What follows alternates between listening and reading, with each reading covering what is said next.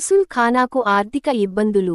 గత బీఆర్ఎస్ ప్రభుత్వంలో మాజీ మంత్రివర్యులు మహమ్మద్ అలీ గారి చొరవతో ములుగు రోడ్డు దగ్గర గుసుల్ ఖానా నిర్మాణం గురించి 20 లక్షలు ఇవ్వడం జరిగింది. 15/2/2023లో స్లాబు మరియు సగం పనులు చేసిన తర్వాత కాంట్రాక్టర్ బిల్లులు రావడంలేదని గత 2.5 సంవత్సరం నుండి పనులను నిలిపివేయడం జరిగింది. ఈ గుసుల్ ఖానా నిర్మాణం ముఖ్య ఉద్దేశం ఏందంటే ముస్లింలు ఎవరైనా చనిపోయినప్పుడు వారికి సొంత ఇల్లు లేకపోయి చనిపోయిన వారి పార్థివ దేహాలను స్నానాధికారాలు చేసే కార్యక్రమాలు ఇక్కడ చేస్తారని మంచి ఉద్దేశంతో చేపట్టిన ఈ గుసుల్ ఖానా అర్ధాంతరంగా ఆగిపోవడంతో ముస్లిం సమాజం తీవ్ర ఇబ్బందులు గురవుతున్నారు.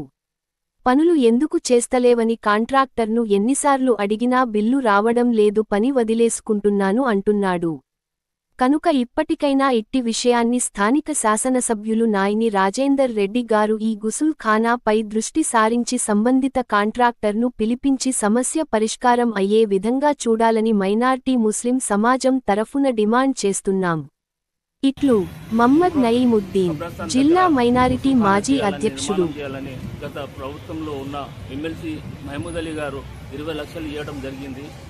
20 లక్షలు ఇచ్చిన తర్వాత అతను 15/2/23కు వచ్చి వర్క్ స్టాప్ చేయాలని కోరడం జరిగింది.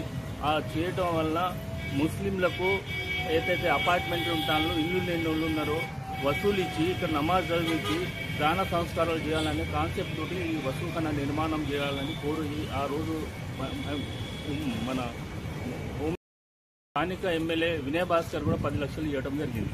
కానీ ఇంతవరకు సగంలో పని అయ్యి ఇంతవరకు పని కావడం లేదు.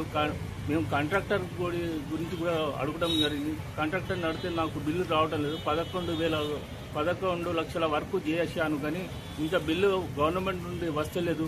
కాబట్టి నేను వర్క్ చేయలేదని చెప్తున్నారు. ముస్లింలు ఎవరైతే చనిపోయిన వాళ్ళని దాన సంస్కారాలు చేయాలంటే చాలా ఇబ్బంది అవుతుంది. మన కాన్స్టిట్యూన్సీ ఎమ్మెల్యే నాయని గారిని కోరేది ఏంటంటే తక్షణమే ఈ వర్క్ను మొదలుపెట్టేసి వసూల్ ఖానా కట్టాలని మనవి చేస్తున్నాం.